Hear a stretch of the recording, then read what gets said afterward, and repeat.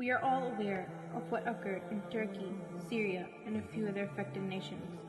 And those who claim that this is Allah's punishment have no right to do so, and are not authorized to do so by Allah. After all, a great number of innocent people have died. Many innocent kids have lost their lives. Women are now widows, and children are now orphans. Those who have battled and endured hardships for so long, and nobody has the right to merely claim that this is Allah's wrath that has befallen upon them.